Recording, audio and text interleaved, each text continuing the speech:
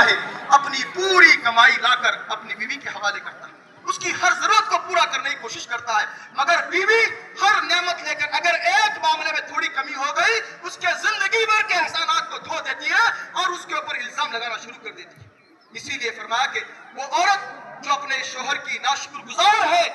وہ عورت جو ناشکری کے ساتھ شوہر کے ساتھ معاملہ کرتی ہے، فرمایا اللہ تعالیٰ ایسی عورت کو جنت میں بھیجنا تو دور کی بات، ایسے عورتوں کو اللہ رحمت کی نگاہ سے نہیں دیکھے گا،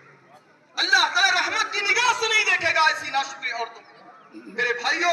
اللہ کی شکر گزاری کے بعد سب سے بڑا شکریہ ادا کرنا ہمارے پر لازم ہے، ہمارے والدین کا۔ اللہ نے فرمایا وَلِشْكُرْ لِي وَلِوَالِدَيْكَ وَإِلَيَّ الْمَصِيرُ، اللہ نے فرمایا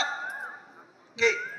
تم میرا شکریہ ادا کرو اور اپنے والدین کا شکریہ ادا کرو، کیونکہ دنیا کے اندر بے غرض محبت کرنے والے اور بغیر کسی مفاد کے تمہارے ساتھ بھلا کرنے والے وہ صرف تمہارے ماں باپ ہو سکتے ہیں، اور بہت بڑا حق ہے اللہ کا، یعنی اللہ کے بعد والدین کا، اس لیے ان کے ساتھ ہمیشہ بھلائی سے پیش آؤ، ان کے رشتوں کی قدر کرو، ان کے جذبات کی قدر کرو، ان کو عزت دو، ان کی ہر ضرورت کو پوری کرو۔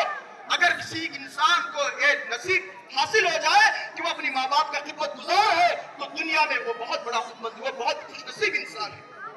کسی انسان کے ماں باپ ہو اور ان کو خدمت کا موقع ملے، اس انسان کو ماں باپ کی خدمت کا، یقیناً یہ بہت بڑی نعمت ہے جو کسی انسان کو ملتی ہے۔ ان کی بس دعائیں حاصل کر کے چلے جاؤ، یقین جانو آپ کی دنیا بھی کامیاب ہوگی، آخرت بھی کامیاب ہوگی۔ اور اللہ نے اولاد کی دولت اللہ تعالیٰ نے اولاد کی دولت سے نوازا ہے تو اولاد کی دین کے حساب سے تربیت کرو، صرف ان کو دنیا دار بنا کے مت جاؤ۔ دنیا دار بنانے سے آپ ایک انسان کو دنیا میں تو کامیاب کر سکتے ہیں مگر آخرت میں کامیاب نہیں ہوگا۔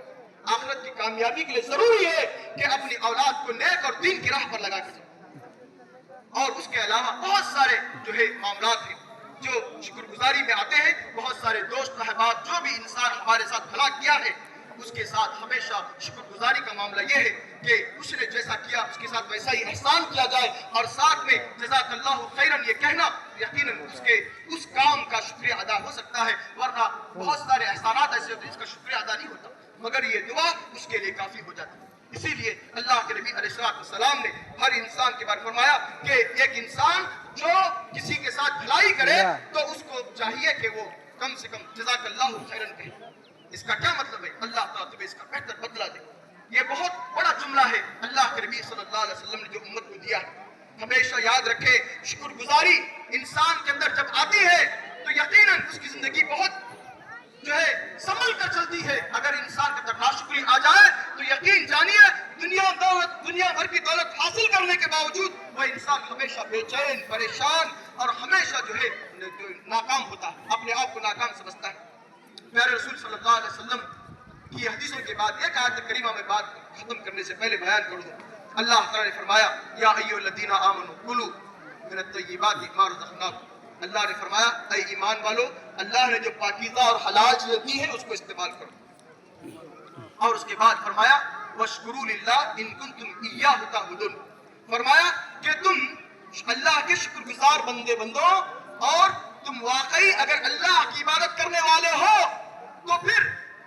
اگر واقعی شکریہ ادا کرنا چاہتے ہو تو تمہارے لیے ضروری ہے کہ تم اللہ کی حرام کردہ چیزوں سے بچو۔ حرام چیزیں کھا کر، حرام کا لے کر، حرام سے حاصل کر کے دولت روزی